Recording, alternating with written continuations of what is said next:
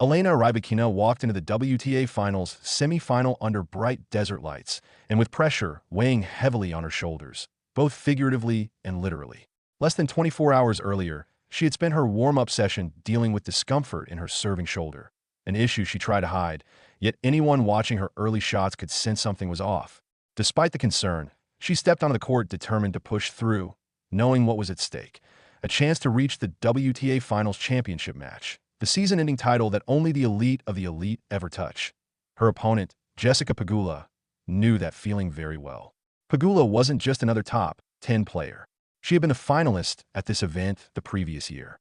She had experience, maturity, and a quiet confidence that didn't need theatrics to be felt. While many players fight with visible emotion and explosive reactions, Pegula resembles a calm storm, steady, unshakable, and deadly accurate when she finds her rhythm. The crowd understood that this match would not be decided by power alone, but by patience, mental strength, and careful execution. The match began with immediate tension. Early on, both players traded breaks of serve in a cautious feeling-out phase. Pegula tested Rybakina's movement and her shoulder. Rybakina tested Pegula's court positioning, probing for openings where she could unleash her trademark flat, penetrating ground strokes. Yet the Kazakh star could feel the tightness in her shoulder every time she tried to accelerate her serve. Her usual effortless power looked labored. Even her footwork appeared slightly off rhythm. That was all Pegula needed. She increased her tempo, stepping inside the baseline and attacking second serves. Pegula does not intimidate with extreme pace, but rather with precision and depth, taking time away from her opponents. She struck deep cross-court balls, forcing Rybakina to move, stretch, and reach awkwardly for shots she normally redirects with ease at a T4-2. Pegula had shifted into full control.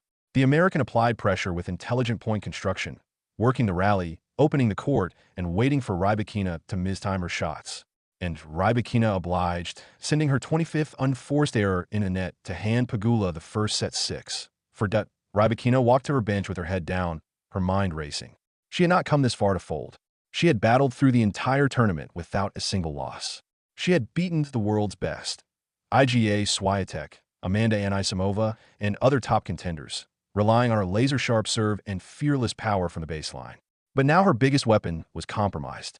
She needed a new plan. She needed belief. The second set began with an unexpected burst of resilience. Determined not to let the pain dictate the moment, Rybakina adjusted her approach. Instead of trying to hit through Pegula, she started constructing points more carefully, adding more spin, more height over the net, and taking the ball early to redirect pace. It wasn't her natural game, but it was smart tennis. Suddenly, the match flipped.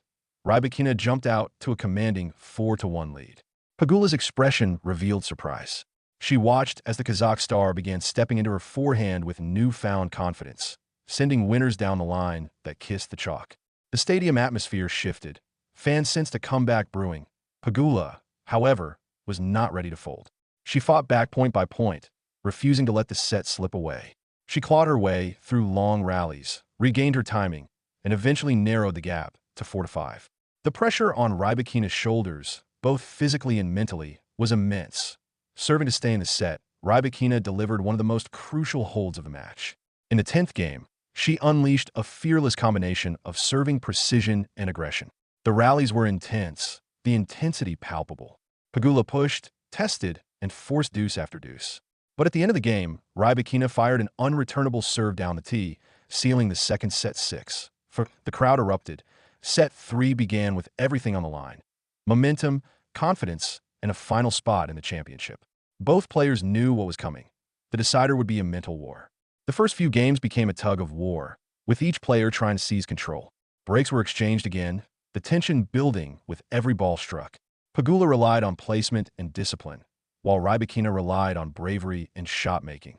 But Pegula began to blink. T3-3, fatigue and frustration crept into her strokes. Rybakina, on the other hand, sensed weakness. She took advantage by stepping into court earlier, taking the ball on the rise, and using her improved rhythm to dictate pace. Her serve, despite the lingering shoulder issue, started firing with more consistency. The velocity returned, along with her confidence. In the 8th game, Pegula faced breakpoint. She approached the net with a chance to finish the point, but in a moment of hesitation, she mishit a routine forehand and dumped it into the net. The stadium gasped. That mistake gave Rybakina a 5-3 lead. With the weight of the match on her racket, Rybakina walked to the baseline to serve for the win. The pressure of the moment was enormous. A first-ever WTA Finals championship match was seconds away.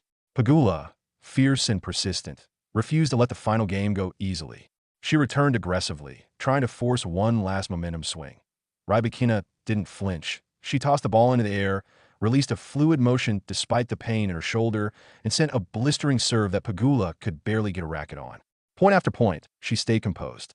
Her focus was unshakable, her footwork precise, her intention clear. When match point finally arrived, Rybakina sealed it with a forehand winner that exploded off the baseline. A strike of pure conviction.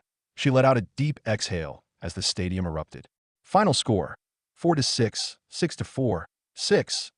Unbeaten, unbroken, unafraid. For Elena Rybakina, this victory was not just about tennis. It was about proving she could adapt when her weapons weren't perfect. It was about resilience, about grit, about refusing to let circumstances, injury, errors, pressure define the outcome. Pegula walked to the net, gracious as ever. Her run had been strong, her effort undeniable, but this night belonged to Rybakina. The handshake was respectful, the embrace brief but meaningful. Pegula had pushed Elena to the limit, but Rybakina had found a way through. Meanwhile, the tennis world was already buzzing with anticipation for what would come next. Rybakina had earned her place in the final. Her next opponent? Either the unstoppable world number one Aryna Sabalenka or the surging American powerhouse Amanda Anisimova, a rematch of their intense U.S. Open final earlier in the year, where Sabalenka claimed yet another Grand Slam title. Whoever advanced would face a Rybakina playing with both fire and freedom. She wasn't just chasing a trophy, she was chasing legacy. For years, fans and analysts talked about the big three of women's tennis: Swiatek, Sabalenka, and Rybakina. This match confirmed one thing. Rybakina belongs at the center of that conversation. In a world that often glorifies perfection, Rybakina's performance in this semifinal showcased something even more powerful: triumph from imperfection. She won not because everything was working, but because she refused to give up. She now stands one match away from capturing her first WTA Finals title and stamping her name in history among the few who have conquered the season's final battleground. What happens next will define her season, perhaps even her career, and based on what she showed against Pegula, Elena Rybakina is not finished.